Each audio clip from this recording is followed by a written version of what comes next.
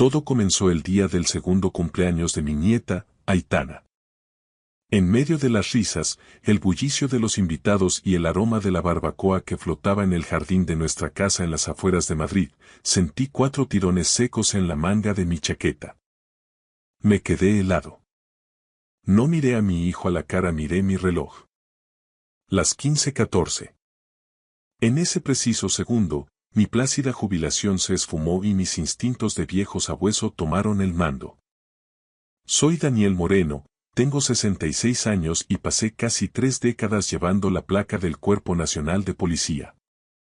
Pensé que ya había visto todas las máscaras que un monstruo puede usar, pero ese código era nuestra señal secreta, una que no usábamos desde hacía 20 años. Mi hijo, Hugo Moreno, tiene ahora 32 años y trabaja como delineante. Es un hombre noble, pero arrastra el peso de errores del pasado que lo hacen demasiado propenso a creer en las segundas oportunidades. Estaba junto a mí, cerca de la mesa de los regalos, rodeado del caos infantil y los gritos de alegría. Me dio otro tirón, brusco, insistente, con la mirada clavada en el centro del jardín. Miré hacia donde él señalaba y me di cuenta de que la fiesta no era solo una celebración familiar. Era un evento de contactos meticulosamente orquestado. Junto a la parrilla estaba Lucía, la mujer de Hugo desde hace 3 años. Tiene 34 y se presenta como experta en inversiones exclusivas, de esas que siempre parecen favorecer a la casa. Lucía estaba en su salsa, rodeada de nuestros vecinos más pudientes, los García y los de la Riva. Tenía una postura perfecta y una sonrisa tan brillante como el verdejo de rueda que relucía en su copa. Yo tomé un sorbo de mi propia bebida, sintiendo que el final afrutado no hacía nada para calmar la súbita vibración en mis entrañas. Cuando pasas 30 años cazando lobos, empiezas a oler el hierro en su sangre antes de que abran la boca. Vi a Lucía señalar un folleto brillante sobre la mesa de la terraza. Su voz, lo suficientemente alta para que yo la oyera sobre las risas de los niños, hablaba de una ventana de entrada limitada. Una frase que, en mi mundo de la Brigada de Delincuencia Económica, suele preceder a un esquilado financiero a gran escala. Me acerqué, con mi mente analítica catalogando la escena con la fría precisión de un investigador de la policía científica. Lucía notó mi presencia y ni siquiera parpadeó. Al contrario, ladeó la cabeza y me invitó al círculo con un gesto elegante, manejando los tiempos con una frialdad impropia de una reunión familiar. Entonces soltó la palabra que me erizó la piel. Miró al señor García a los ojos y describió el fondo cantábrico como un vehículo de capital sin fricciones. Mi base de datos interna se encendió. Capital sin fricciones era un término depredador específico utilizado por una red de estafas que investigué hace 5 años en la zona de Levante. Un grupo criminal organizado que dejó un rastro de cuentas de ahorro vacías y jubilados destrozados a su paso por toda la costa. Hugo me tiró de la manga por tercera vez. Tenía la cara pálida bajo el sol de mayo, un contraste violento con la alegría impostada de los demás invitados. Me di cuenta de que mi hijo no estaba solo nervioso, estaba aterrorizado, como un hombre que ve acercarse el abismo. El calor de la tarde madrileña de repente me pareció el bochorno de una lámpara de interrogatorio en las dependencias de Canillas. Me enderecé, sintiendo de nuevo el peso de la autoridad sobre mis hombros mientras fijaba mi mirada en la mujer con la que mi hijo se había casado. Ella me sonrió, una expresión dura como un diamante, y comprendí que yo no era solo el suegro en una fiesta de cumpleaños. Era una pieza más en su tablero, un objetivo que ella ya estaba midiendo con precisión quirúrgica para el golpe final. Ella no estaba allí para celebrar la vida de Aitana, estaba allí para liquidar la nuestra. Hugo no dijo ni una palabra, pero la fuerza con la que me agarraba el brazo, una presión sorda y constante, era suficiente para hacerme castañar los dientes. Dejé que me guiara lejos de las risas forzadas y el tintineo de los cubiertos contra la porcelana hacia la parte trasera de la parcela, cerca de la valla de brezo donde el olor a tierra húmeda y el aislamiento de los cipreses nos proporcionaba un mínimo de privacidad necesaria. Cuando llegamos a la sombra espesa, me dio el cuarto tirón. Una sacudida rítmica, seca y desesperada que activó mi adrenalina de inspector al instante. No mires atrás, papá, murmuró con la voz tensa, quebrada por un peso físico que parecía hundirle los hombros. Solo camina conmigo, como si estuviéramos comentando el estado del césped. Me detuve en seco y me giré hacia él, bajando la voz a esa frecuencia grave y profesional que usaba en mi etapa de servicio cuando se rompía un perímetro de seguridad. Lo he sentido, Hugo. Estoy aquí. Habla ya. Él tragó saliva con una dificultad visible, su nuez de Adán moviéndose espasmódicamente. Sus pupilas estaban tan dilatadas por el pánico que casi ocultaban por completo el azul de sus ojos, dándole una mirada vidriosa y extraña. Papá.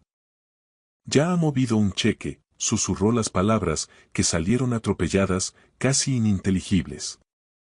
Un cheque de preasignación de nuestra cuenta conjunta en la sucursal de la calle Serrano. Ni siquiera esperó a mi firma final ni al aviso al móvil. Se lo ha llevado todo. El aire en mis pulmones se convirtió en plomo frío, un peso muerto en el pecho. Mi mente, normalmente una fortaleza de análisis tranquilo y metódico, de repente sintió que el ruido estático de la fiesta se desvanecía en una frecuencia única, punzante y peligrosa. ¿Cuántos padres pasan 20 años construyendo un puente de confianza, ladrillo a ladrillo, solo para ver cómo un extraño le prende fuego con una sonrisa ensayada y una copa de vino caro? La traición no era solo un agujero financiero, era una violación total del santuario de seguridad que yo había intentado construir para él desde que era un niño. Mi memoria, activada por el trauma del momento, me llevó de golpe a una cena de Navidad en 1999. Hugo tenía apenas 7 años y estaba atrapado en un rincón por mi hermano, el tío Vicente, un hombre capaz de aburrir a las piedras con las complejidades del alcantarillado municipal de Madrid hasta que se ponía el sol. Hugo tenía entonces los mismos ojos vidriosos de ahora. En aquel momento inventé el código. 3 tirones en la manga significaban que la puerta de salida estaba abierta y yo iba a rescatarlo. No habíamos tenido que usarlo desde que empezó la universidad. Y aquí estaba de nuevo, vibrando en mi antebrazo como una bengala de socorro lanzada desde un barco que se hunde en mitad de la noche. Es peor que el dinero, papá, continuó Hugo con un susurro que cortaba el aire como una cuchilla. Ha estado manipulando a Aitana. Le está enseñando a una niña de apenas 2 años a repetir frases memorizadas sobre el crecimiento de inversiones y la solvencia del Fondo Cantábrico cada vez que está a solas contigo. Está usando a su propia hija, a mi hija, como un caballo de Troya para ablandarte y que bajes la guardia. El sabor de la adrenalina metálica inundó mi boca, amargo y familiar. Miré hacia la casa y vi la silueta elegante de Lucía recortada a través del ventanal, observando el jardín con la calma de un general tras la batalla. Ya no estaba esperando a que yo diera mi aprobación, ya había ejecutado el movimiento. Papá, dijo Hugo, soltando finalmente mi brazo, que quedó marcado por la presión de sus dedos. Ya ha empezado la transferencia telemática. Hay un tipo específico de silencio denso que sigue a la comisión de un crimen, un zumbido pesado en los oídos que solo quienes hemos llevado la placa durante décadas logramos reconocer. Cuando los últimos invitados finalmente se marcharon y la puerta del jardín se cerró tras ellos, ese silencio se instaló en el salón de mi casa como un sudario gris. Hugo se había ido con Lucía, manteniendo una máscara de compostura artificial que no me engañó ni un solo segundo, a pesar de sus esfuerzos por parecer el marido abnegado. Me quedé solo en la cocina, donde el olor dulce del pastel de cumpleaños de Aitana se mezclaba de forma nauseabunda con el aroma químico del detergente, mientras el lavavajillas empezaba su zumbido rítmico de fondo. Mi esposa, Elena, que como directora de instituto jubilada era capaz de detectar la mentira más elaborada de un alumno a kilómetros de distancia, ya observaba la escena con una quietud gélida que reflejaba la mía. No necesitó preguntarme que me había confesado Hugo junto a la valla de cipreses. Ella ya lo había descifrado por su cuenta. Daniel, dijo con voz baja y firme mientras apilaba los platos con una precisión mecánica. Tú también lo has visto en sus ojos, ¿verdad? Esa mirada de Lucía cuando los vecinos mencionaron sus fondos de inversión y ahorros. No era interés social, ni cortesía. Era un inventario de activos. Asentí en silencio. La camisa de lino me pesaba ahora como si estuviera hecha de plomo fundido. Ha usado nuestra señal de emergencia, Elena. Está aterrorizado, se siente acorralado en su propia casa. Dice que ella ya ha iniciado una transferencia masiva de su cuenta común sin su permiso expreso ni su firma. Elena se detuvo en seco con un plato de porcelana en la mano, mirándome fijamente. A mí me ha revelado algo todavía más inquietante mientras recogíamos la mesa de los regalos. Hugo encontró una aplicación de grabadora de voz activa y oculta en el teléfono de Lucía hoy mismo, justo antes de empezar la comida. La había dejado estratégicamente boca abajo cerca de donde estábamos sentados todos. Lucía no ha venido hoy a unirse a la celebración de nuestra familia, ha venido a documentarnos para saber exactamente cuánto puede morder.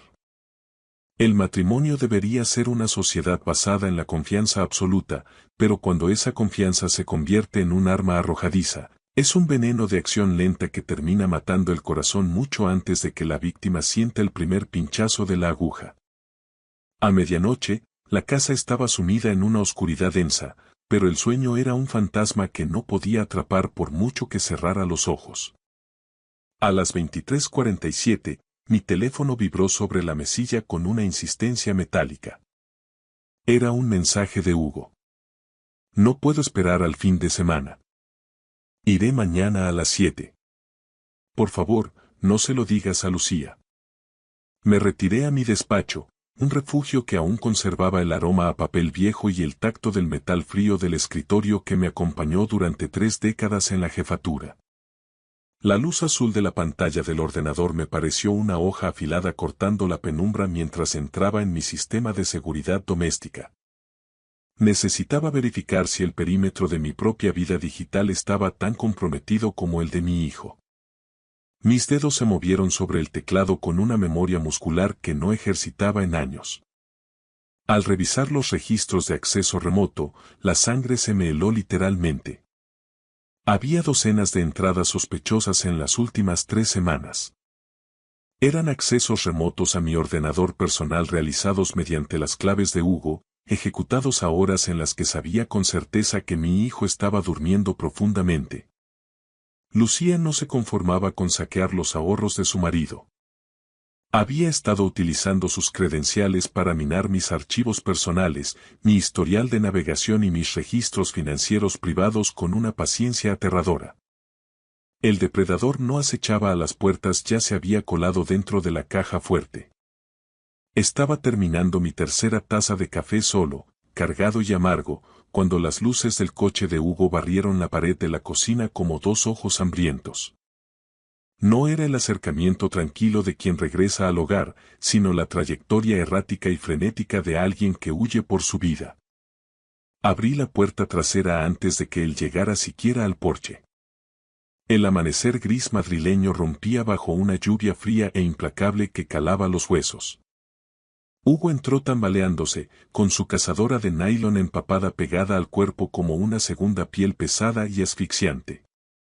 Parecía no haber pegado ojo en una semana, lucía unas ojeras oscuras y profundas, y sus manos vibraban con un temblor incontrolable que intentaba ocultar en los bolsillos. Lo guié con firmeza hasta una silla de la cocina. Pareces un espectro, hijo, dije en un susurro, rompiendo el silencio de la madrugada. No he dormido nada, papá, respondió con la voz quebrada y pastosa. Cada vez que cierro los ojos, veo mi cuenta bancaria llegando a 0. No solo me ha presionado con la inversión. Ya tiene redactada la carta de renuncia para mi gestora de fondos actual. Dice que tiene la transferencia preparada en su dispositivo móvil. Solo necesita que ponga mi huella dactilar para el último paso de validación biométrica. La eficiencia clínica de sus movimientos me hizo estremecer. Hugo sacó un fajo de documentos de su chaqueta y los extendió sobre la mesa con manos torpes. Eran folletos brillantes, de una calidad de impresión soberbia, de una entidad denominada Fondo de Capital Privado Cantábrico. El papel era de alto gramaje, con letras doradas en relieve que gritaban una falsa exclusividad. Me repite que es una oportunidad única, reservada solo para familiares y amigos cercanos, susurró Hugo, evitando mi mirada. Que tengo una suerte inmensa de estar sentado a esa mesa y que la ventana de admisión se cierra irrevocablemente a final de mes. En mi experiencia, Hugo, el que más se esfuerza en decirte lo afortunado que eres suele ser siempre el que tiene la baraja marcada, sentencié, atrayendo los papeles hacia mi posición para analizarlos.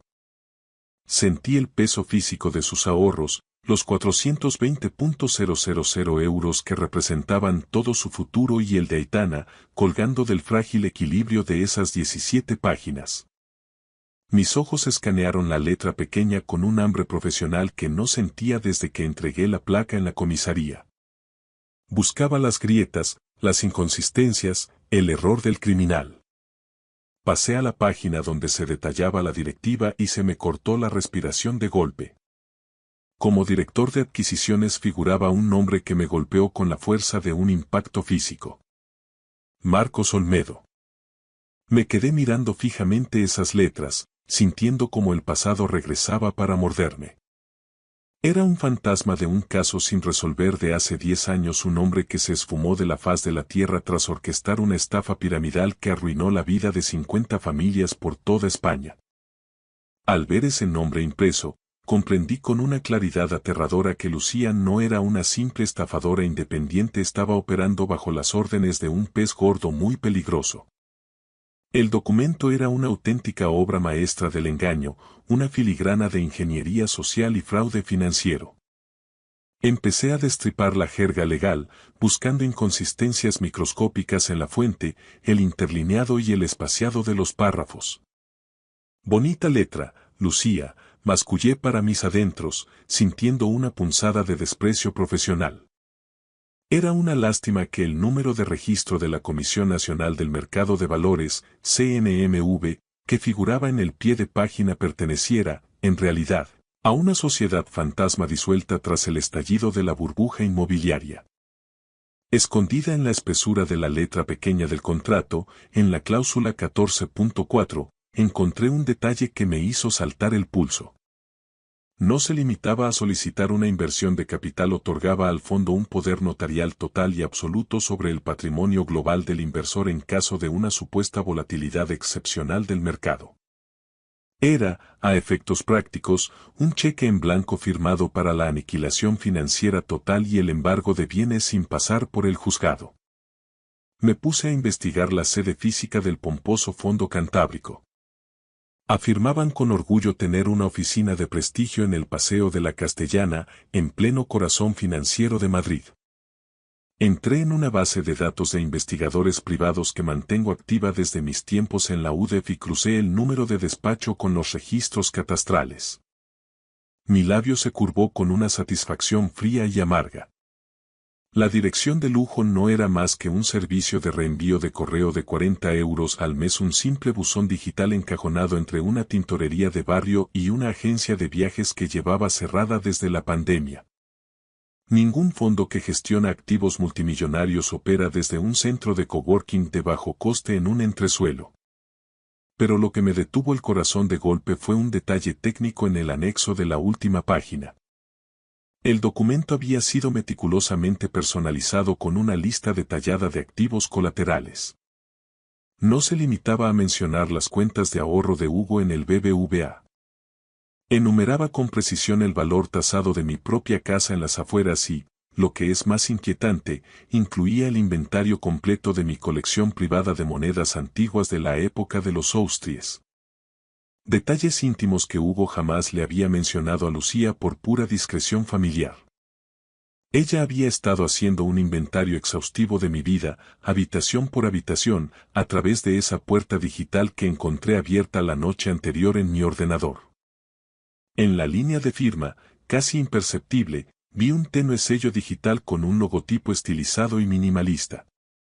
No pertenecía a ninguna institución financiera regulada en Europa. Reconocí de inmediato el logo personal de una red internacional de falsificadores especializada en el robo de identidad de alto valor y el blanqueo de capitales. No cometí el error de coger el teléfono fijo de casa. Saqué un móvil de prepago, un terminal limpio que guardaba por precaución en el fondo falso de mi vieja caja de puros habanos. Marqué un número que tenía grabado a fuego en la memoria desde hacía años. ¿Daniel? Preguntó una voz femenina al otro lado, teñida de sorpresa. No sabía nada de ti desde mi propia fiesta de jubilación en el complejo de Canillas. Era Michelle Torres, la mejor investigadora de delitos tecnológicos que tuve bajo mi mando durante 6 años. Una mujer con la paciencia infinita de un francotirador y el instinto de un sabueso. Michelle, necesito una inmersión profunda y urgente. Tengo un lobo instalado en el salón de mi casa y está empezando a enseñar los colmillos. Le hablé de Lucía, del fondo cantábrico y del sello del logo digital. Se produjo un silencio tenso de 3 segundos, solo roto por el sonido de su respiración al otro lado de la línea. Esa marca no es solo una firma estética, Daniel, dijo ella, bajando el tono de voz hasta casi un susurro. La hemos detectado en 3 casos activos de fraude bancario este mismo trimestre. La inteligencia policial sugiere que pertenece a un falsificador de élite vinculado a una organización criminal muy seria que opera desde el este de Europa. Le facilité el nombre completo y el número de DNI que había copiado de la última declaración de la renta de mi hijo. Lucía Vargas. Michelle empezó a teclear frenéticamente, el repiqueteo de las teclas llegaba nítido a través del auricular. De repente, el tecleo cesó y se hizo ese silencio profesional que solo significa una cosa. Has encontrado el primer agujero negro en la mentira. Daniel, escucha esto con atención porque es fuerte. El carné de conducir actual de esa mujer fue expedido usando una partida de nacimiento robada de un hospital de Valencia tras un incendio fortuito hace una década. Hizo una pausa dramática antes de soltar la bomba. La mujer que duerme bajo tu techo no es Lucía Vargas. Acabo de cruzar los datos con el registro civil y he sacado el acta de defunción de la base de datos nacional. La verdadera Lucía Vargas falleció en un accidente de tráfico en la Nacional B en el año 2014. Mi corazón martilleó con violencia contra mis costillas, como si quisiera escapar del pecho. No estaba lidiando con una nuera ambiciosa o una estafadora de poca monta. Estaba conviviendo, cenando y compartiendo a mi nieta con un fantasma profesional que había usurpado la vida de una muerta. La noticia de Michelle me cayó como un jarro de agua helada, recorriéndome la columna con una frialdad que ni los inviernos más duros en la Sierra de Madrid habían logrado provocarme. Hugo seguía en la cocina, con la mirada perdida en el fondo de su taza de café, totalmente ajeno al hecho de que la mujer que amaba, la madre de su hija, era un espectro, una cáscara vacía rellena de mentiras procesales. Si ella no es la verdadera Lucía Vargas, ¿quién es exactamente la mujer que ahora mismo sostiene a mi nieta en sus brazos? Pregunté en un susurro apenas audible, temiendo que las paredes de mi propia casa tuvieran oídos. En el argot de inteligencia la llamamos una escritora de sombras, respondió Michelle con una seriedad cortante. Es una profesional de élite que reescribe vidas enteras por encargo de organizaciones criminales. No se limita al simple robo de identidad o al fraude con tarjetas, es una inmersión total en la psique y el entorno de la víctima. Borran el pasado de alguien y lo sustituyen por una narrativa perfectamente legal en apariencia. La náusea que sentí fue visceral, un nudo en el estómago que me recordaba a mis peores días en la científica. Cada momento íntimo de mi hijo, cada confidencia sobre sus miedos, cada plan de futuro compartido, estaba construido sobre restos óseos de una mujer muerta y falsificaciones de alto nivel. Michelle pasó a otro archivo digital y el sonido de las teclas al otro lado me devolvió a la realidad. Me habló de Eugenio Martínez, un veterano de 71 años de la zona de Chamberí, un hombre disciplinado y de hábitos fijos, que había sido captado sistemáticamente por una firma de gestión de patrimonios donde esta mujer trabajó bajo otra identidad. Ella se convirtió en su apoyo emocional tras enviudar, y luego, con la precisión de un cirujano, le presentó la famosa ventana de entrada limitada para una inversión exclusiva. Eugenio no perdió sus 95.000 euros por un golpe de mala suerte en el mercado, los perdió ante una consultora que se acordaba de su cumpleaños y le enviaba flores en el aniversario de su esposa. Daniel, acabo de cruzar los testimonios del caso Martínez. Eugenio no fue una víctima aislada. Hay una lista de hijos de jubilados con posiciones económicas desahogadas a los que esa firma seguía de cerca mediante ingeniería social. Y tu hijo, Hugo, era el siguiente objetivo prioritario en su agenda de captación. Saber que mi propio hijo era solo un nombre más, un código de barras en la agenda de un depredador, me sumió en una furia clínica, esa rabia fría que te permite pensar con más claridad.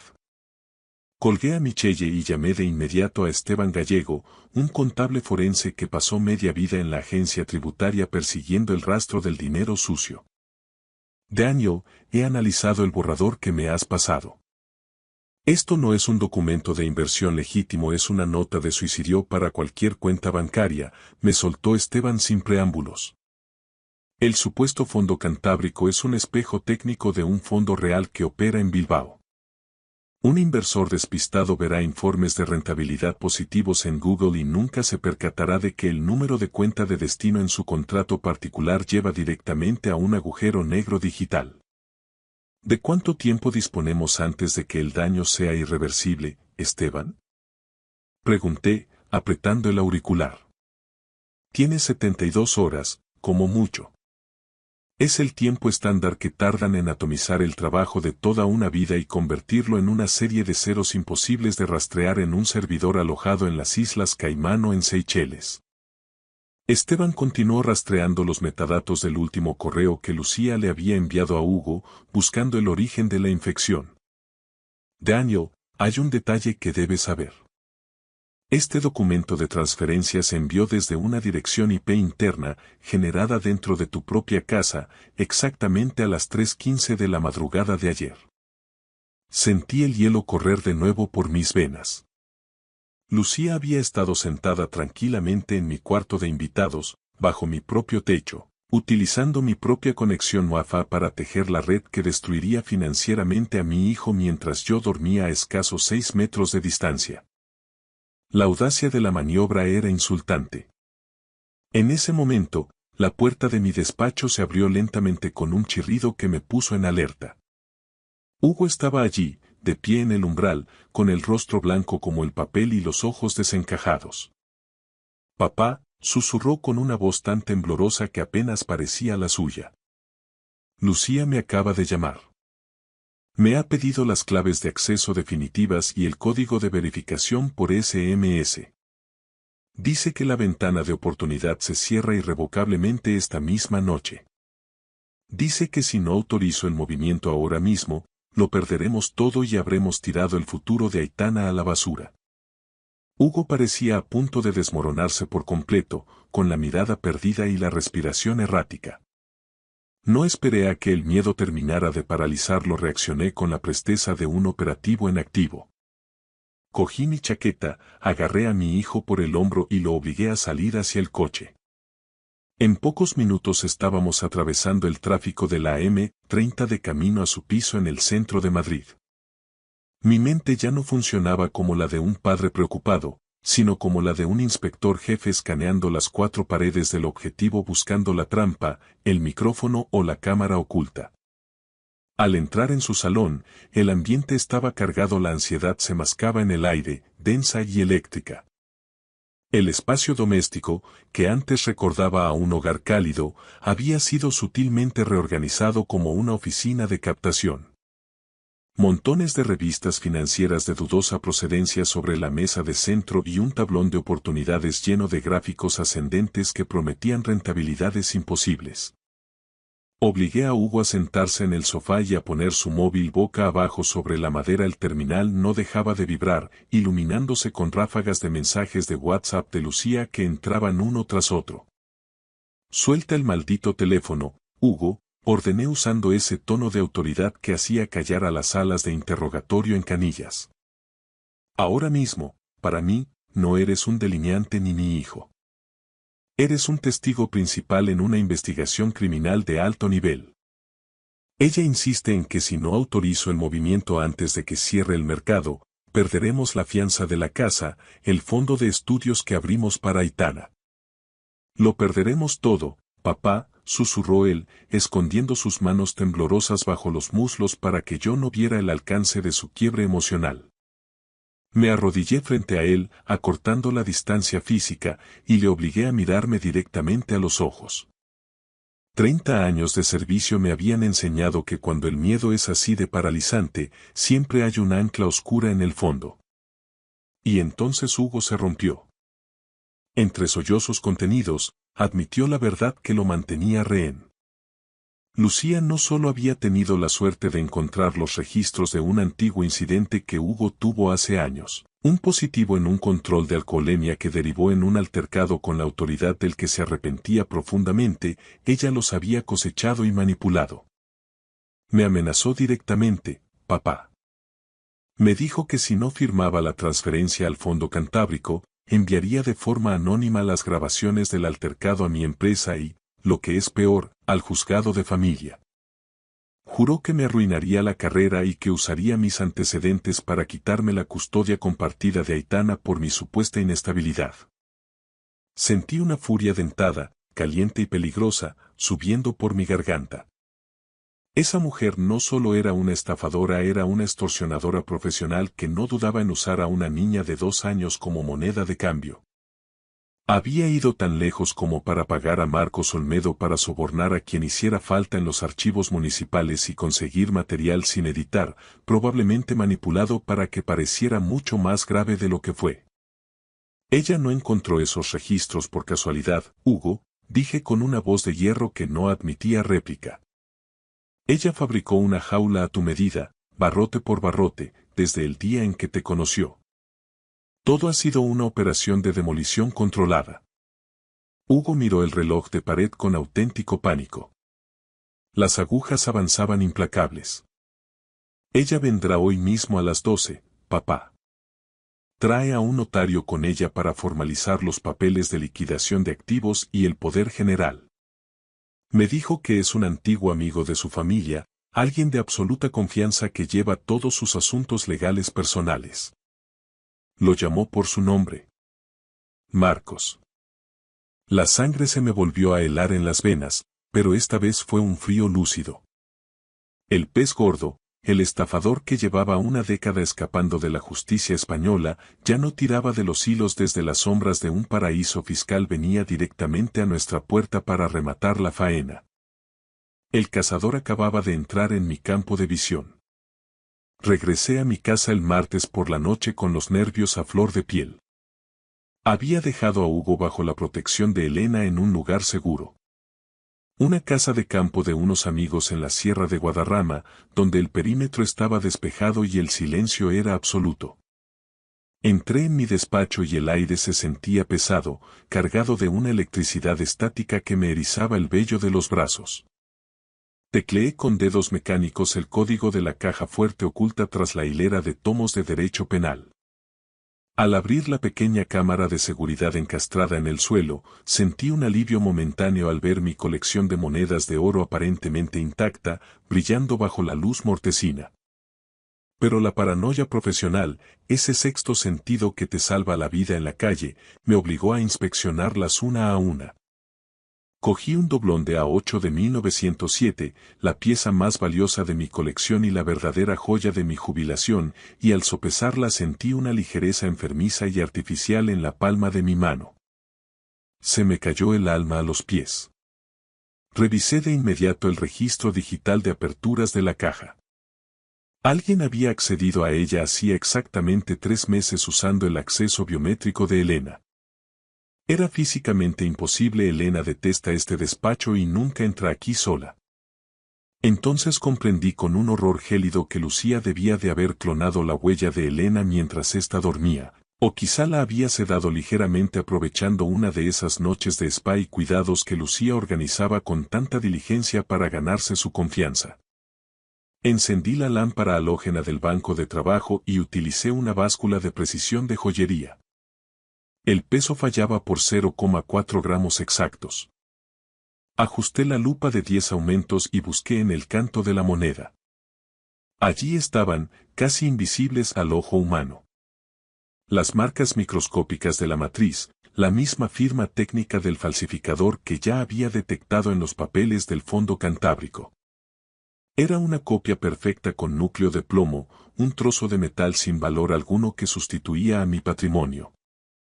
Ella había estado caminando por los pasillos de mi casa, robándome el pasado y el futuro mientras yo, el gran inspector Moreno, le preparaba el té con total complacencia. Pero había un giro más en esta macabra representación, uno que me golpeó con más saña que el robo del dinero. Al revisar los archivos ocultos en su portátil, descubrí que Lucía había iniciado los trámites para nombrar a Marcos Olmedo como tutor legal de Aitana. Alegaba en documentos notariales falsificados que él era el verdadero padre biológico, con el objetivo de invalidar legalmente la posición de Hugo y solicitar una prueba de ADN manipulada. Era un ataque táctico de tierra quemada para borrar el linaje Moreno por completo de la faz de la tierra. En el salón de mi casa, transformé la mesa del comedor en un centro de operaciones tácticas improvisado. Cientos de fotos, grabaciones de seguridad y vídeos domésticos de Aitana estaban extendidos como fragmentos de un espejo roto que intentábamos recomponer. Elena repasaba los registros médicos originales de la niña con una concentración feroz. Hugo ha asistido al 100% de las citas pediátricas y revisiones en el centro de salud mientras Lucía supuestamente viajaba por negocios a Londres o Ginebra, dijo Elena con voz firme y cargada de indignación. Cada décima de fiebre, cada primer paso en el parque, cada pesadilla nocturna. Todo ha sido gestionado exclusivamente por Hugo. Lucía es una completa extraña en el historial de su propia hija. No solo estamos intentando probar que él es un padre ejemplar, Elena, respondí, sintiendo cómo se cerraba la trampa en mi mente. Estamos construyendo el caso para demostrar que ella nunca ejerció como madre, que solo fue una gestora de activos humanos. Al hurgar en los falsos diarios de salud que Lucía guardaba para justificar sus ausencias, encontré algo que me heló la sangre. Había estado fingiendo sistemáticamente que Aitana padecía alergias severas a los frutos secos y a los lácteos durante más de un año. Usaba estas mentiras médicas como un arma psicológica para restringir los movimientos de Hugo, obligándolo a quedarse en casa bajo su control y logrando así aislarlo de su círculo social más cercano bajo la excusa del peligro vital para la niña. El amor de una madre suele ser un santuario infranqueable para Lucía, la maternidad no era más que un frío y calculado libro de contabilidad. A las 11 de la mañana del viernes, el operativo se desplegó con una precisión quirúrgica que me devolvió por un instante a mis mejores años de servicio. No fue el UDEV, como ella quizás esperaba en sus delirios de grandeza criminal, sino mis antiguos compañeros de la UDEV, Unidad de Delincuencia Económica y Fiscal, y agentes del grupo de atracos quienes irrumpieron en el piso. Lucía, atrapada en mitad de un gesto de fingida sorpresa, no podía dar crédito a que el banco hubiera bloqueado la transferencia masiva de fondos en el último segundo gracias a la alerta roja de riesgo de fraude emitida por Esteban y mis contactos en la central. Intentó una huida desesperada, una maniobra final hacia un aeródromo privado en las afueras, donde la esperaba un vuelo privado ya posicionado en pista. El plan era perfecto. Un escape relámpago pagado mediante una compleja triangulación de cuentas puente en paraísos fiscales por una identidad falsa llamada Diana Soler. Pero el lazo de la justicia española ya se había cerrado sobre su cuello mucho antes de que pudiera salir del garaje. Meses después, el aire viciado de los juzgados de Plaza de Castilla se sentía extrañamente purificador. Estábamos en la sala de vistas, bajo la luz fría de los fluorescentes.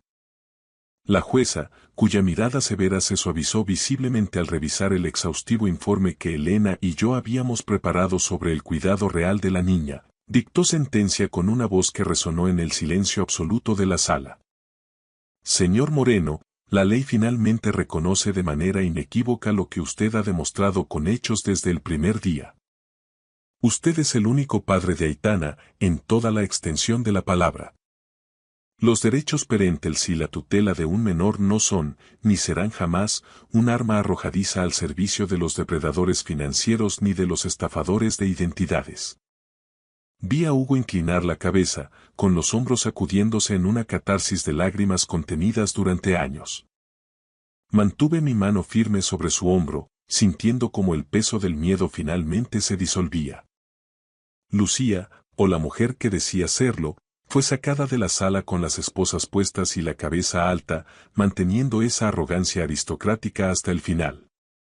Al pasar a mi lado, escoltada por 2 agentes, se inclinó ligeramente y siseó con una voz cargada de un veneno que me heló la sangre. ¿De verdad crees que has ganado esta partida, Daniel? Tu hermano Vicente no fue solo un tonto útil al que manipulé para entrar en vuestra mesa. Estaba metido hasta el cuello en deudas de juego con la gente de Marcos Olmedo mucho antes de que yo pusiera mis ojos en tu hijo. Él los vendió a todos, pieza por pieza, solo para limpiar su propia cuenta de sangre. Fue tu propia sangre la que nos abrió la puerta del jardín. La vi marcharse, desapareciendo por el pasillo de los juzgados, pero mis ojos no se quedaron en ella. Se clavaron en un hombre sentado en la última fila del fondo de la sala, casi oculto en la penumbra. Era una cara conocida, alguien de mi propia comisaría, un mando intermedio que no tenía ninguna razón oficial para estar allí presente. Me observaba con una furia fría y contenida, una mirada que no era de un compañero, sino de un cómplice que acababa de ver cómo su inversión se hundía. En ese momento comprendí que la captura de Lucía no era el final de la historia, sino simplemente la apertura de un nuevo y mucho más peligroso expediente. La red era más profunda de lo que jamás imaginé, y el enemigo seguía llevando uniforme. Muchas gracias por ver. Si les ha gustado la historia, denle a like, escriban un comentario y suscríbanse para no perderse la próxima historia. Valoramos mucho su presencia en este canal. Todo lo mejor. Mi hermano gemelo no me había llamado en 8 años. Cuando su nombre apareció en la pantalla de mi móvil a las 11:47 de la noche, casi no respondo. Pero algo en mi interior, un instinto que 40 años de oficio no habían logrado silenciar, me empujó a descolgar. Entonces lo oí llorar. Por favor, Javier, sálvame, suplicó con una voz que parecía venir del fondo de un pozo. Me rogó ayuda porque su propio hijo, mi sobrino Hugo, lo había encerrado en un cobertizo de mala muerte durante 4 años, tratándolo con la crueldad que se reserva a un animal rabioso. Hugo y los suyos pensaron que Sergio era demasiado débil para defenderse, un viejo acabado, y que nadie vendría a reclamar su sombra. Se equivocaron de medio a medio. Cuando crucé la frontera de Despeñaperros de vuelta a mi tierra, me juré a mí mismo que se arrepentirían de haber nacido. Todo empezó un jueves por la noche, a principios de mayo. Yo estaba en mi piso de Gijón, frente a una copa de brandy soberano y una novela policíaca de bolsillo cuya trama era bastante menos retorcida que la realidad. De pronto, la pantalla se iluminó con un número que no tenía guardado, pero cuyo prefijo, el 954 de la provincia de Sevilla, me heló la sangre. Casi dejo que saltara el buzón de voz, pero una punzada en el pecho me detuvo. Al descolgar, solo hubo un silencio pesado, cargado de estática. Luego, una respiración superficial y entrecortada, el sonido del pánico de alguien que teme ser descubierto en cualquier segundo. «¿Hola?», susurró una voz apenas audible. «Javier. Eres tú, ¿verdad?». Me incorporé en el sofá, dejando el libro de lado. Esa voz me resultaba familiar de una forma que me oprimió el corazón, como el eco de una vida que creía haber dejado atrás. Era tan familiar como tu propio reflejo cuando evitas mirarte en el espejo durante años. ¿Quién es?, pregunté, aunque mi subconsciente ya lo sabía. Soy yo. Hubo una pausa, un suspiro quebrado. Soy Sergio, tu hermano. Mi hermano gemelo. Habían pasado 8 años desde la última vez que nuestras miradas se cruzaron en aquel funeral amargo de nuestra tía Carmen. 8 años desde que le advertí que su hijo era veneno puro y él, cegado por un amor de padre malentendido, me gritó que me fuera de su casa y no volviera nunca. Sergio. Dejé la copa sobre la mesa de centro con un golpe seco. ¿Dónde estás metido? En el cobertizo de los aperos, detrás de la casa. Hugo me tiene aquí bajo llave. Llevo 4 años viviendo entre ratas, su voz se quebró de nuevo. Me va a matar, Javier. Lo sé. El 15 de mayo, después de esa maldita fiesta, escuché cómo planeaban. Tranquilízate, le interrumpí, recuperando mi tono de interrogador. ¿De qué fiesta hablas? El aniversario de él y Inmaculada. Me están presionando para que firme el traspaso total. Las tierras de Olivos, la casa solariega, todo. Si no firmo ante el notario. Se detuvo. Oí un roce metálico, como si estuviera moviendo herramientas oxidadas sobre el hormigón frío. No tengo tiempo. La batería se muere. Me ha pasado el móvil Elena, a escondidas. Solo tiene 9 años, Javier. Es mi única aliada. ¿Quién es Elena? Pregunté desconcertado.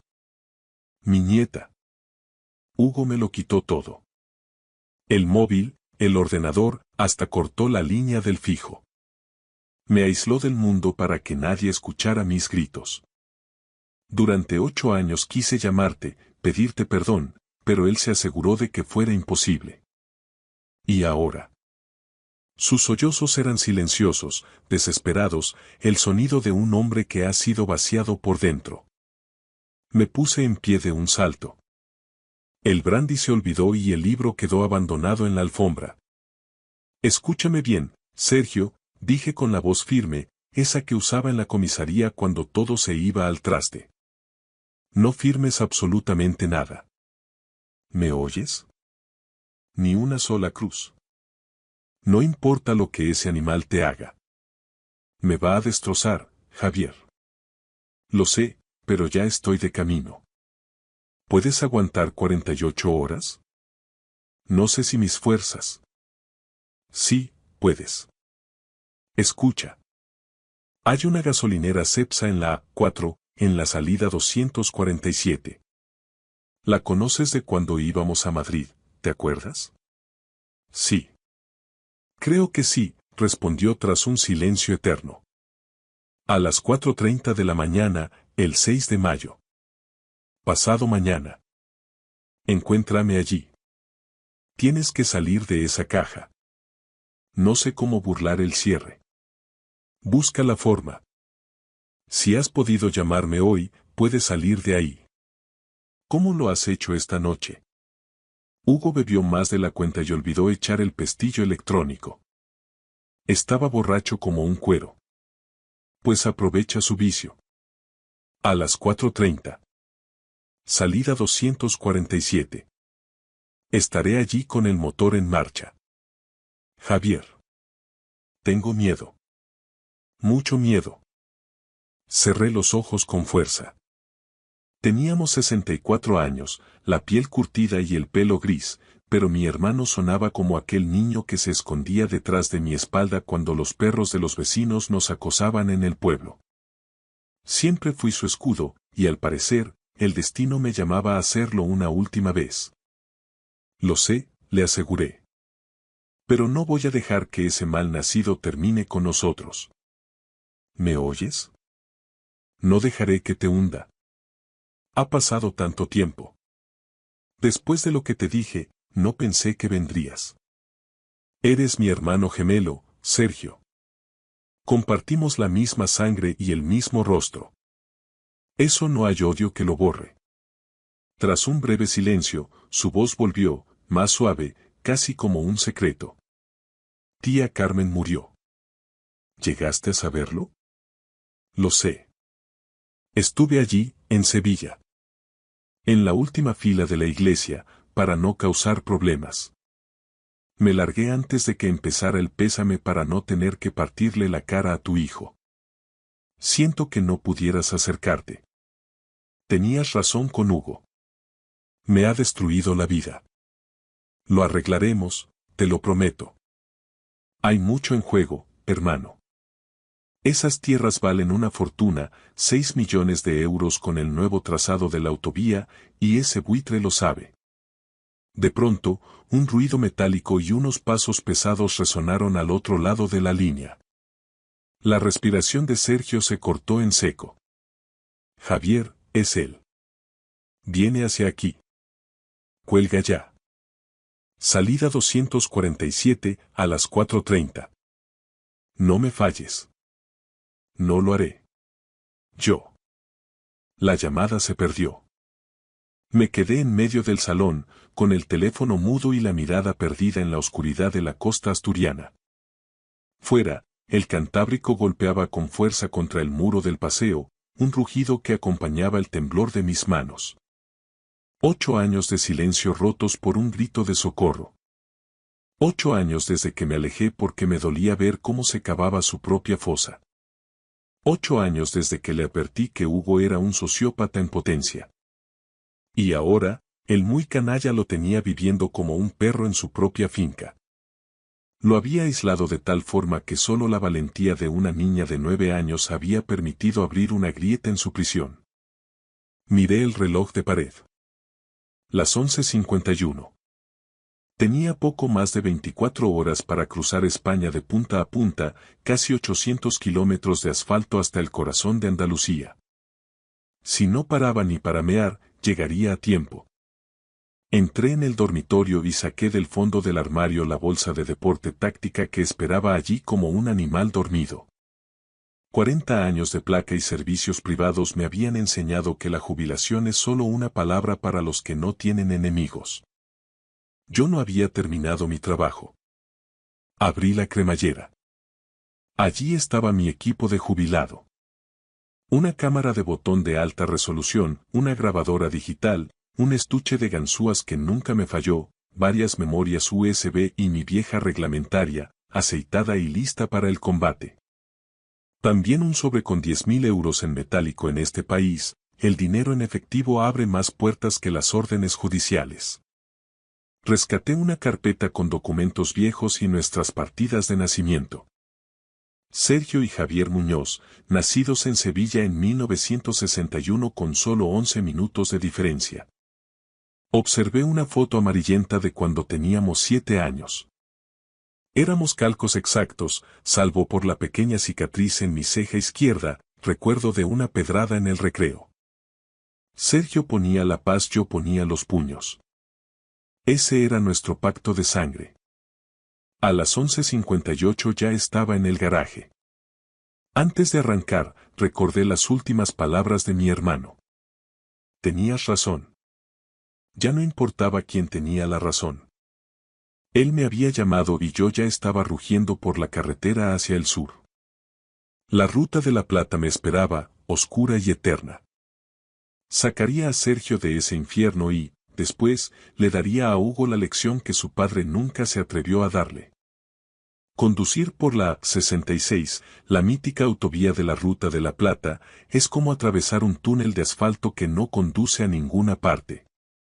El paisaje extremeño, con sus dehesas de encinas que parecen centinelas mudos, pasaba como una mancha negra a los lados de mi Land Rover. Tenía por delante cientos de kilómetros para rumiar mis demonios, y ninguno era precisamente una compañía grata. Sergio y yo siempre fuimos las dos caras de una misma moneda de peseta, destinadas a no mirarse nunca. Él era el alma sensible, el bueno que se quedó en el pueblo, entre el polvo de los caminos y el aroma del aceite, para cuidar de los olivos de la familia y de nuestra madre hasta que la tierra se la tragó. Yo era el verso suelto, el que no encajaba en la vida lenta del sur. Me largué a la Academia de Policía en Ávila, con el uniforme planchado y el hambre de asfalto, y terminé montando mi propia agencia de investigación en Gijón, entre la lluvia y el salitre. Nos distanciamos definitivamente cuando su mujer falleció. Sergio, roto por el luto, se volcó en Hugo, su único hijo, con una devoción ciega que rozaba lo patológico. Hugo siempre fue un bicho malo, un manipulador de manual que ya desde crío sabía cómo retorcer la voluntad ajena. De adolescente, ya le rateaba billetes de la cartera a su abuela mientras le daba un beso en la mejilla. Al cumplir los 20, con esa labia de comercial de feria, convenció a Sergio para malvender una parte de las mejores tierras y montar un negocio de exportación de aceite que se hundió en 6 meses, dejando un rastro de deudas y mentiras. Yo se lo advertí por activa y por pasiva. Sergio, ese chaval no tiene escrúpulos. Es un sociópata del libro y te va a dejar en la calle. Mi hermano me echó de su casa de malas maneras. Dijo que mi trabajo me había vuelto un amargado, que veía criminales debajo de cada piedra y que Hugo solo necesitaba una oportunidad. Aquella fue nuestra última bronca real, antes del silencio sepulcral en el funeral de nuestra tía Carmen en Sevilla. Llegué a la salida 247 de la A4 pasadas las 4 de la mañana. La gasolinera Cepsa, un oasis de cemento en mitad de la nada, estaba desierta, bañada por una luz fluorescente fría y parpadeante que confería a todo un aire de irrealidad cinematográfica. Estacioné en el rincón más oscuro del recinto, lejos del ángulo de las cámaras de vigilancia del surtidor, y esperé con el motor apagado. El silencio del campo era absoluto. A las 4:32 vi una sombra vacilante emerger de entre los arbustos al borde de la calzada. Caminaba encorvado, arrastrando los pies con un esfuerzo titánico, como si cada paso fuera el último. Llevaba una chaqueta vieja, una reliquia de pana sucia que le bailaba en el cuerpo. Me bajé del coche, sintiendo como el corazón me golpeaba las costillas con la fuerza de un mazo. ¿Sergio? Susurré, temiendo que el viento se llevara su nombre. La figura se detuvo en seco y levantó la cabeza. La luz cruda de una farola le dio de lleno en el rostro y sentí que se me cortaba la respiración. Me flaquearon las piernas. Mi hermano gemelo, el hombre que recordaba robusto, de manos fuertes y risa fácil, era un espectro. Un esqueleto forrado de piel cetrina. Tenía las mejillas hundidas, el pelo gris enmarañado como un nido de pájaros y una barba descuidada que le tapaba media cara. Sus ojos, antes claros, estaban hundidos en cuencas negras, habitados por un terror animal, una mirada de perro apaleado que nunca pensé ver en alguien de mi propia sangre. Javier. Su voz no fue más que un hilo quebrado. ¿Has venido de verdad? Lo sujeté justo antes de que se desplomara contra el asfalto. No pesaba nada, era poco más que un fajo de huesos y ropa vieja. Lo ayudé a subir al asiento del copiloto y puse la calefacción al máximo, a pesar de que la noche andaluza era suave. Temblaba como si estuviera en mitad de una ventisca en el Pajares. Tranquilo, Sergio. Ya se ha acabado.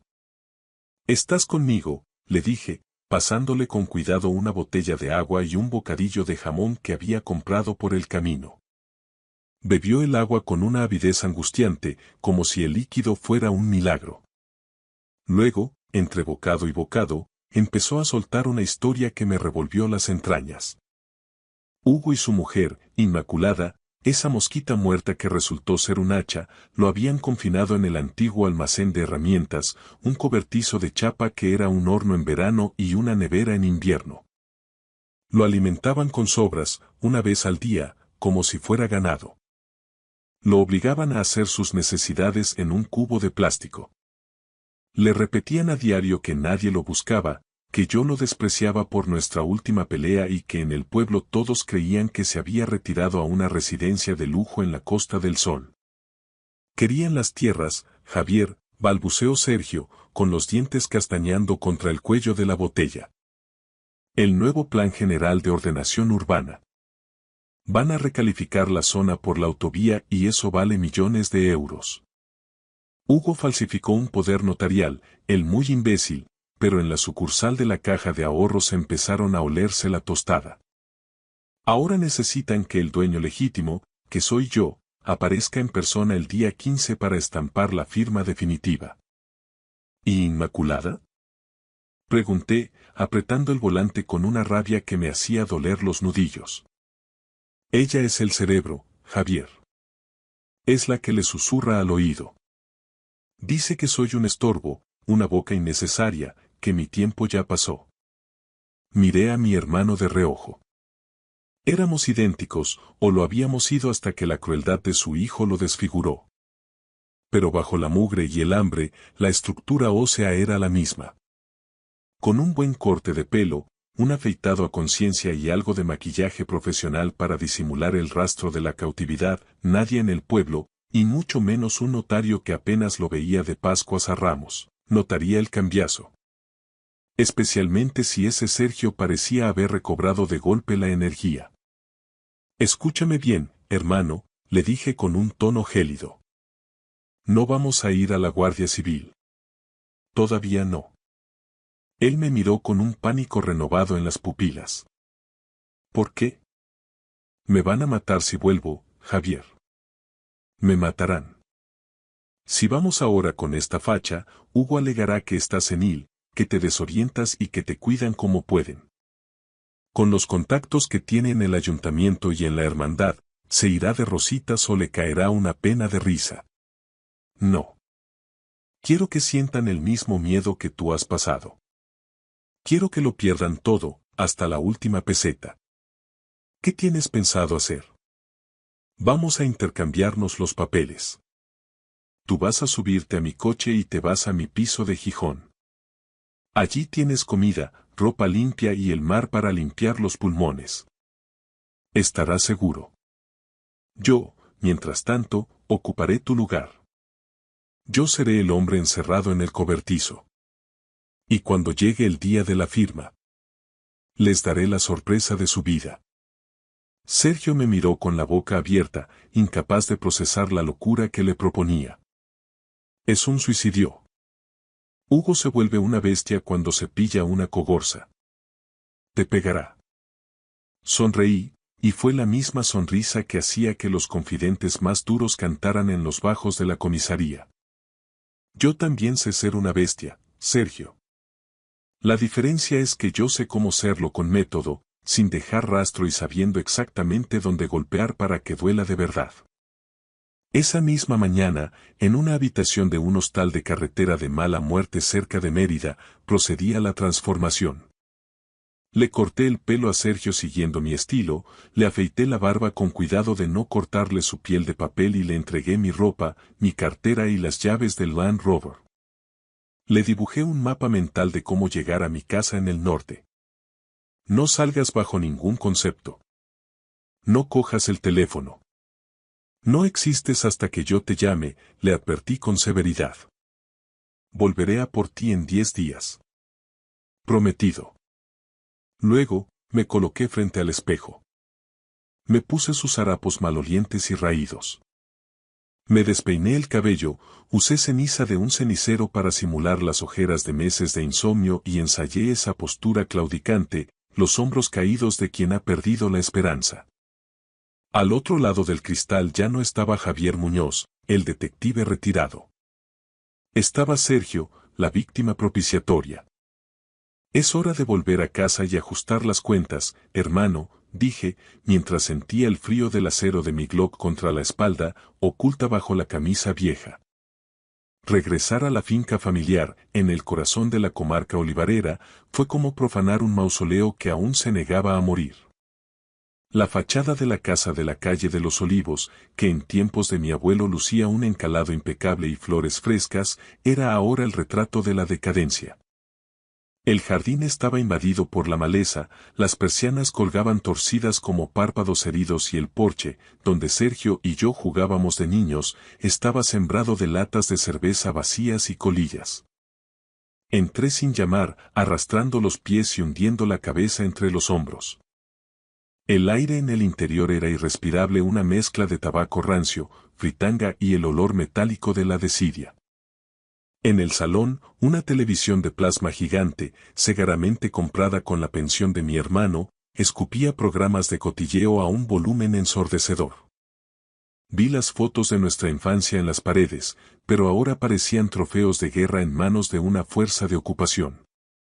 ¿Dónde diablos te habías metido, viejo? La voz de Hugo tronó desde la cocina, cargada de una agresividad gratuita. Apareció con su 1,80 m y sus 100 kilos de pura arrogancia, con la camiseta manchada de sudor y la cara encendida por el alcohol temprano. Hugo ya no era aquel sobrino difícil que recordaba, era un depredador doméstico, un matón de vía estrecha que se sentía rey en su pequeño reino de miseria. Caminando. Necesitaba aire, respondí con una voz rota y áspera, imitando a la perfección el tono de derrota de Sergio. ¿Caminando? Se burló Inmaculada, su mujer, asomando la cabeza con sus uñas de gel rojo sangre y una mirada que destilaba un asco infinito. Huele a rayos, Hugo. Échalo de aquí, no dejes que ensucie el sofá, que es nuevo. Hugo me agarró del brazo con una fuerza bruta que buscaba humillar más que sujetar. Me arrastró por la cocina ante la mirada indiferente de la madre de Inmaculada, una mujer de ojos gélidos que me observó como si fuera un bicho molesto, y me sacó al patio trasero. Al fondo, junto a un montón de aperos oxidados y neumáticos viejos, se alzaba el cobertizo de chapa. Hugo tecleó un código en una cerradura electrónica moderna que desentonaba grotescamente con la madera podrida del marco. Aquí es donde te quedas. No entras en la casa si yo no te doy permiso. Y no quiero oír ni un solo ruido, ¿entendido?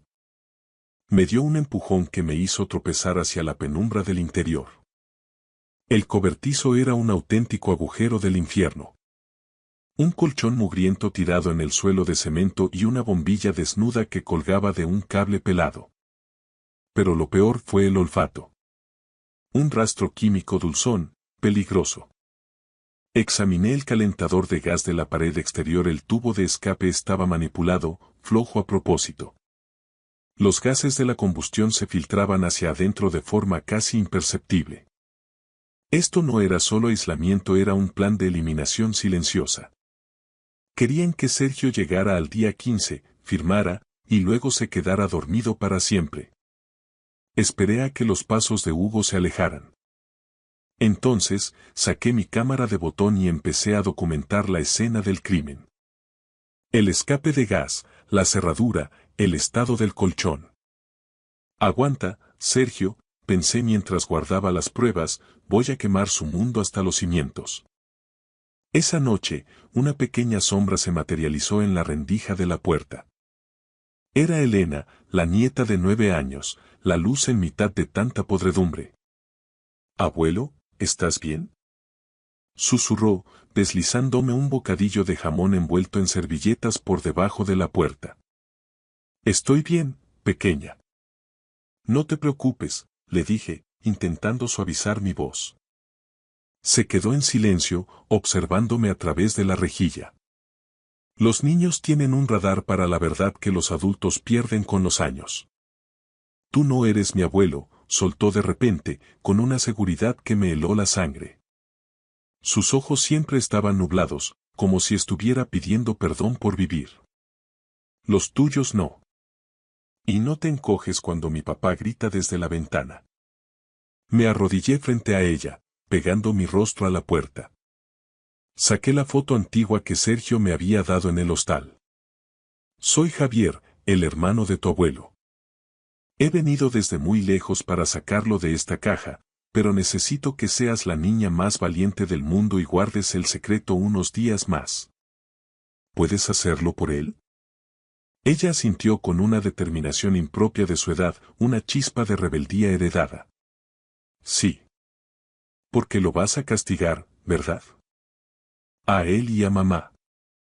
«Con mi vida, Elena. Te lo juro por mi vida». Los días siguientes fueron una prueba de paciencia. Hugo venía a veces a desahogar su frustración, exigiendo que estuviera presentable para la firma del día 15. 6 millones de euros, viejo. Una fortuna. Firmas esa escritura y luego te mueres donde te dé la gana, pero me das lo que es mío, bramaba entre tragos de ginebra barata. Lo que él no sospechaba era que cada una de sus amenazas, cada detalle de cómo había falsificado los poderes y cómo planeaba repartirse el botín con Inmaculada, estaba siendo captado por mis micrófonos ocultos y enviado, vía satélite, a un antiguo contacto de confianza en la comandancia de la Guardia Civil. El lazo se estaba cerrando, y Hugo mismo estaba apretando el nudo. Llegó el fatídico 15 de mayo. El aire en la finca estaba cargado de una falsa alegría que resultaba nauseabunda. Hugo, con una prepotencia renovada, había montado una carpa blanca de dimensiones desproporcionadas en el jardín, rodeada de un servicio de comida impecable y botellas de vino de reserva. Había invitado a medio pueblo, desde el boticario hasta el alcalde pedáneo, para escenificar una farsa de normalidad antes de ejecutar la gran estafa. Querían que todo el mundo fuera testigo de la generosidad de Sergio al ceder su legado. Me sacaron de mi agujero de chapa temprano. Me obligaron a ducharme bajo una presión de agua fría y me embutieron en un traje de tergal que debía de tener 20 años. Me quedaba grande, acentuando esa imagen de anciano decrépito y vencido que ellos querían proyectar. Inmaculada incluso se tomó la molestia de peinarme con una violencia mal disimulada. «Pórtate bien, abuelo, y hoy dormirás en una cama de verdad», me susurró al oído con un aliento que olía a tabaco y ambición. Hugo me llevó del brazo, casi arrastrándome, hacia la mesa presidencial donde esperaba don Julián, el notario, un hombre de ademanes lentos que ajustaba sus gafas con parsimonia. Inmaculada y su familia se colocaron detrás, formando un semicírculo de buitres que apenas podían ocultar su codicia. «Aquí tiene a mi padre, don Julián», anunció Hugo con una sonrisa de tiburón, proyectando su voz para que los invitados lo oyeran. Está un poco desorientado por los años y el peso de las responsabilidades, pero tiene muy claro que quiere delegar todos sus asuntos en mí para descansar como se merece. El notario desplegó los documentos sobre el tapete. Era el acta de traspaso total de las tierras de Olivos y la propiedad de la casa solariega. 6 millones de euros que cambiaban de manos por un simple trazo de tinta. Hugo me puso un bolígrafo de plata en la mano, apretando mis dedos con una advertencia silenciosa. «Firma aquí, papá. Hazlo por el futuro de la familia. Por Elena». Miré a Hugo. Sus ojos inyectados en sangre desbordaban una impaciencia criminal. Miré al notario, que esperaba aburrido. Y entonces, por primera vez en toda la semana, abandoné la farsa. Me puse completamente recto, ganando los centímetros de estatura que la humillación le había quitado a Sergio. Me quité las gafas empañadas, me limpié el rastro de ceniza de la cara y le clavé una mirada de acero que hizo que Hugo retrocediera un paso, como si hubiera visto a un aparecido. «No soy tu padre, Hugo», dije con mi voz real, una voz que no pedía permiso, clara y gélida como el viento del Cantábrico. «Y no voy a firmar ni una sola letra de este papel higiénico». El silencio que cayó sobre la carpa fue tan denso que se podía cortar. Los invitados dejaron de comer, los camareros se quedaron congelados. Hugo palideció, pasando del rojo al blanco cadavérico en un segundo. «¿Pero qué? ¿De qué hablas? Estás gaga, firma de una puta vez y déjate de bromas». Balbuceó, intentando recuperar el control mientras los murmullos empezaban a crecer entre los vecinos. «Me llamo Javier Muñoz», declaré, alzando la voz para que hasta el último invitado me oyera. «Soy detective privado retirado y el hermano gemelo del hombre al que has tenido secuestrado, torturado y hambriento en un cobertizo de herramientas durante 4 años». En ese preciso instante, el estruendo de las sirenas de la Guardia Civil rompió la puesta de sol. 4 patrullas entraron a toda velocidad por el camino de entrada, levantando una nube de polvo que invadió la carpa. Hugo, acorralado y fuera de sí, intentó abalanzarse sobre mí con el puño en alto, gritando incoherencias. Pero yo no era el anciano frágil que él creía haber doblegado. Lo intercepté con un movimiento seco y profesional, un giro de muñeca que lo hizo aullar de dolor, y lo estampé contra la mesa del notario, inmovilizándolo con la cara pegada a sus propios documentos de traspaso. Los agentes de la policía judicial entraron en la carpa con las armas en la mano. «Todo está grabado, Hugo», le susurré al oído, mientras sentía cómo sus músculos temblaban bajo mi presión. La manipulación del gas, la cerradura electrónica, tus amenazas de muerte y cada uno de tus planes para eliminar a tu padre. Se acabó el juego de los olivos. Inmaculada intentó escapar por la parte trasera de la carpa, pero 2 agentes le cortaron el paso. Mientras le ponían las esposas, su cara de buena esposa se transformó en una máscara de odio puro. Al levantar la vista hacia la casa, vi a Elena en la ventana del piso de arriba. Me miraba con una expresión que no era de miedo, sino de un alivio infinito. Le hice un leve gesto con la cabeza. La pesadilla había terminado. Al ver los vehículos patrulla con la inscripción de la Guardia Civil y los rotativos iluminando los muros de la hacienda, Hugo se quedó paralizado, como si un rayo lo hubiera fulminado en el sitio. Su rostro pasó de un rojo violáceo de ira a una palidez cadavérica que revelaba su verdadera naturaleza. La de un cobarde acorralado. Intentó zafarse con un bufido salvaje, pero le apliqué una llave de inmovilización profesional, de esas que se te quedan grabadas en la memoria muscular tras pasar por la Academia de Ávila hace 40 años.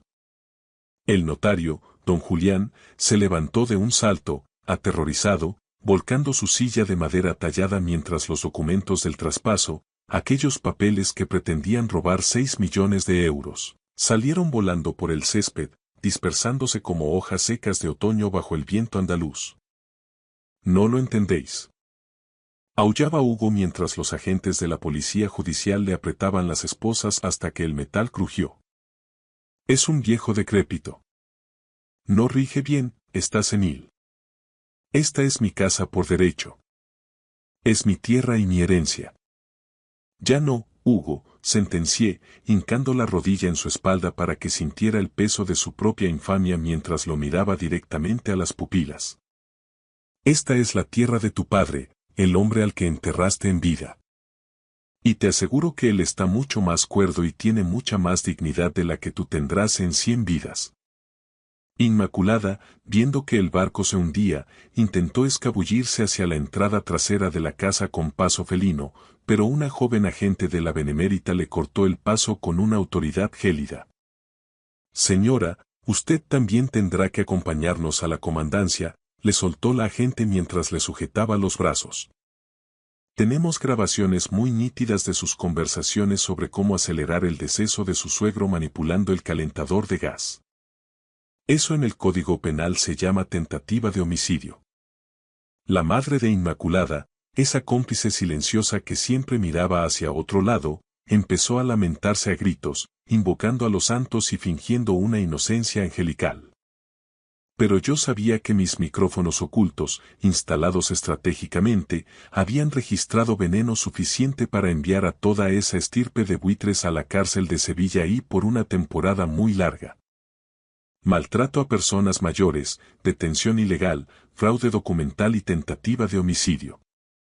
En la España de hoy, la Guardia Civil no regala palmaditas en la espalda por semejantes atrocidades. Cuando el estrépito de las detenciones se alejó, me acerqué a Elena. La pequeña estaba de pie bajo la sombra de un olivo centenario, abrazando con fuerza a una muñeca vieja. En sus ojos, tan parecidos a los nuestros, no había rastro de lágrimas, solo se leía un alivio infinito, la paz de quien recupera el aire tras una asfixia prolongada. ¿Ahora volverá mi abuelo de verdad?, preguntó con un hilo de voz. Sí, pequeña. Muy pronto. Y esta vez, nadie volverá a ponerle un candado a su vida. 3 días después, cumplí mi promesa y traje a Sergio de vuelta a su hogar. En esos 10 días de exilio en el norte, la metamorfosis había sido casi milagrosa. La comida de verdad, el aire puro y salitroso de Cantabria, y sobre todo, la certeza de que las rejas de chapa habían desaparecido, obraron milagros en su espíritu. Entró en sus dominios caminando erguido, no como un prisionero que regresa al lugar de su suplicio, sino como el legítimo dueño de cada palmo de tierra. Aquel atardecer, nos sentamos juntos en el porche, contemplando los olivares que ahora le pertenecían solo a él y a su nieta. Sergio dio un sorbo a su café, el primero que disfrutaba con verdadera calma en 4 años. ¿Sabes, Javier?, dijo, mirando el horizonte donde el sol teñía de oro los olivos, llegué a pensar que mis huesos se pudrirían en esa caja de hierro. Pensé que nuestro apellido, Muñoz, se extinguiría cubierto de esa deshonra. El apellido no es solo una cuestión de sangre o de heredar una finca, Sergio. El apellido son los actos, la lealtad y el coraje para decir basta. Tú sobreviviste a un infierno.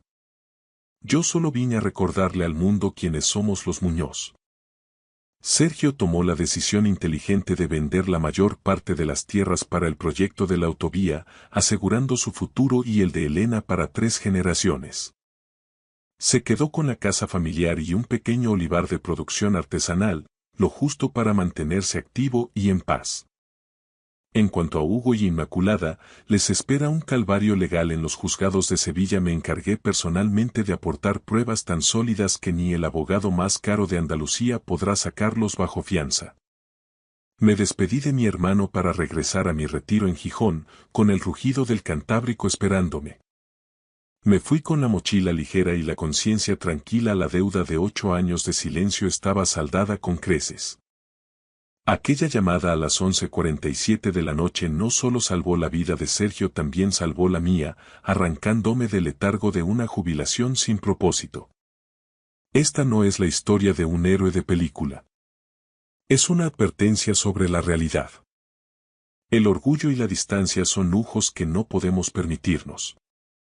Si sientes que alguien de tu sangre está en peligro, no esperes a que el tiempo lo cure todo, porque el tiempo a veces solo sirve para cavar fosas más profundas.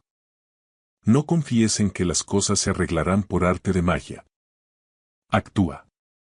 Levanta el teléfono. Cruza el país si es necesario. Una sola llamada puede cambiar el destino de una familia entera. Yo lo sé de sobra, y ahora, mi hermano también. Gracias por escuchar mi historia hasta el final. Si resonó contigo, dale like, escribe en los comentarios qué fue lo que más te tocó y no olvides decir de dónde eres. Suscríbete al canal, vienen muchas más historias.